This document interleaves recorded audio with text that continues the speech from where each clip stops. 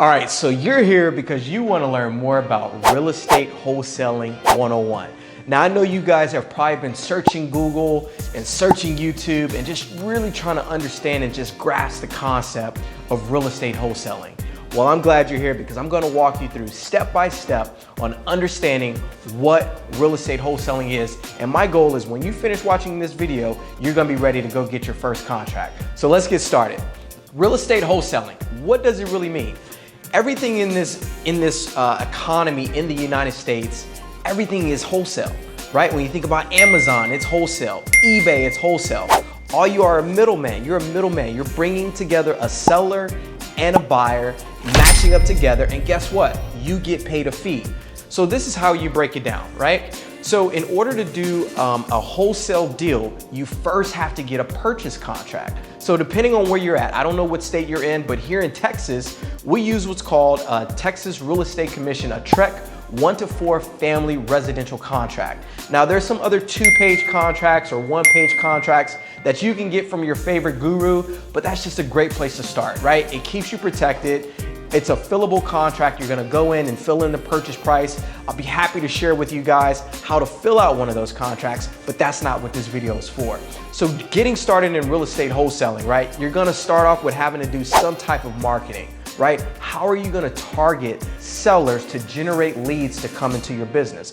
Now in the real estate wholesaling industry, there's a lot of different strategies to try to find motivated sellers in your area. So you can target motivated sellers by putting bandit signs. Now, a lot of those in different states, they've been banned a lot. Even in Houston, you know, they're trying to put fees on you and fines for putting bandit signs, but you'll hear that from some of the old school gurus, how to generate leads.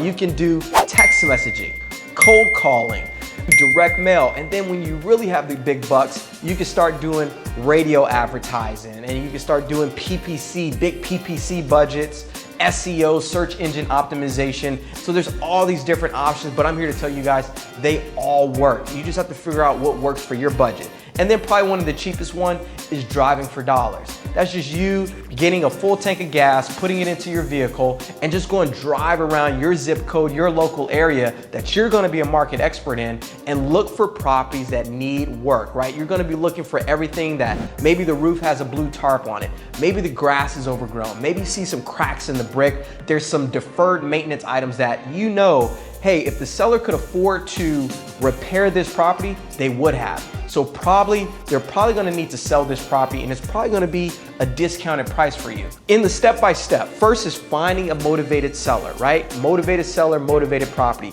So those are two different things. So you have a motivated property, which is the home needs a lot of work. They can't afford repairs. Then you have the motivated seller. You can have a property that's actually in pretty good condition, but the seller motivated. Maybe they're relocating. Maybe they're going through a divorce. There's motivation that happens every single day. Then it's gonna be getting in contact with that seller, building rapport with that seller. There's this whole sales and negotiation and all these things you have to learn so that you can deliver and provide value to the sellers that need you to solve their problem.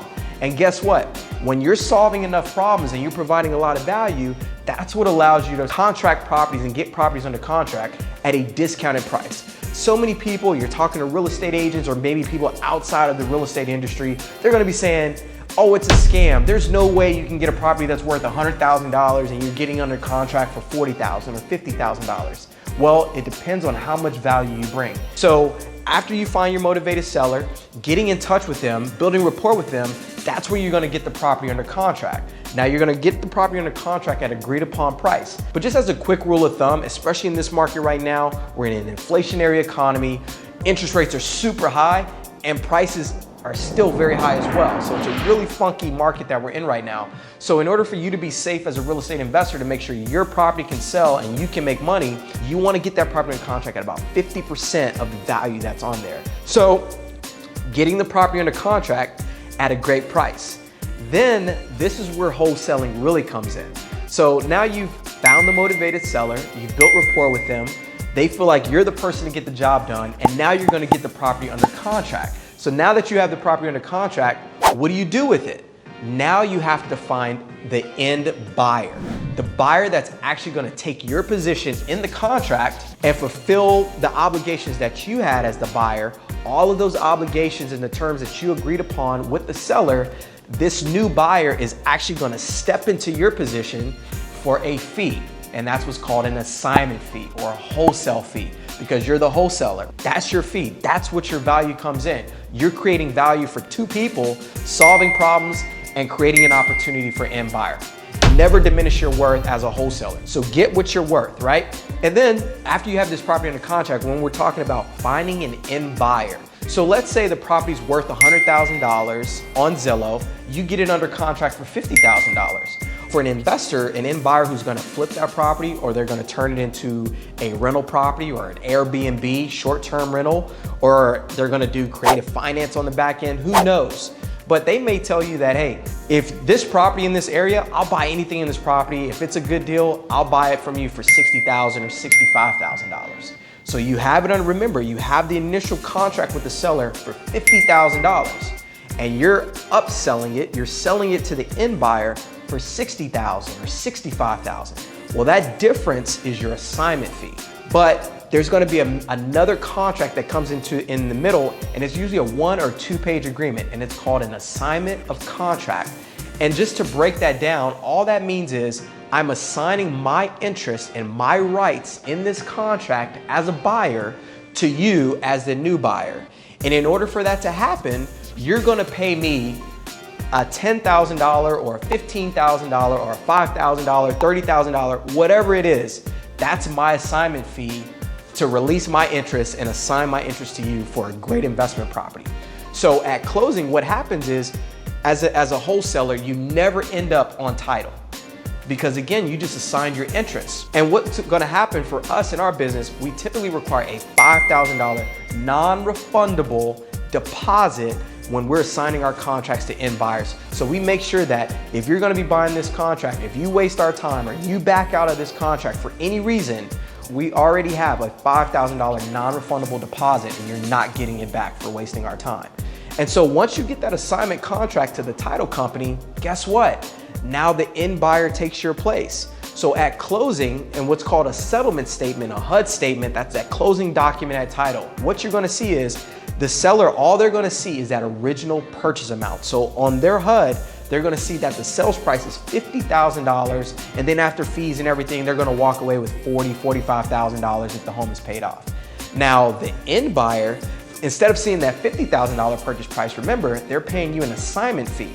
So if you're selling it to them for $60,000, they're gonna have a purchase price of $60,000, and $10,000 of that is gonna be what? Your assignment fee.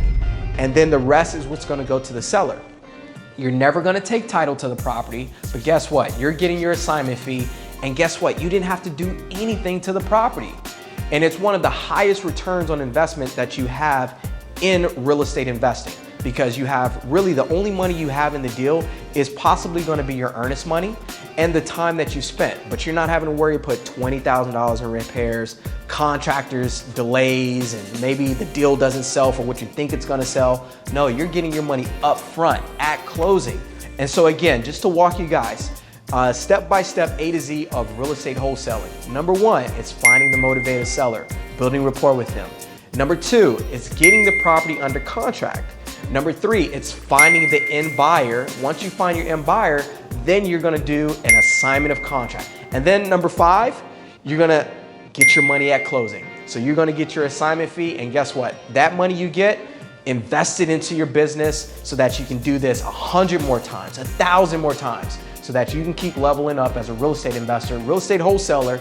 And then from there, once you get your money up and get good cash reserves and start doing this business more, now you can start doing more things in this business. Now you can start buying these properties yourself. You can start fixing and flipping. You can become a landlord. You can start doing creative financing, buying these properties cash, selling them via owner finance. Now you're getting interest income. And now you can really start leveling up and start building wealth in real estate. So I hope you guys learned a lot from this video. This is Real Estate Wholesaling 101. I hope this was very helpful for you guys to really understand the ins and outs of what real estate wholesaling really is. If you want to know a little bit more information, or maybe I left some things out of this video, or you have any questions, shoot some comments below. I definitely want to have more videos for you guys so that you can continue to learn, so you can level up in this business. I love this business. I do it on a daily basis. So anything I can do to help you guys, that's what I'm gonna do, because guess what? When I'm sharing knowledge and sharing wisdom, I lose nothing and you guys can gain and we can all grow together. So make sure you like, comment, subscribe, shoot me a DM, guys.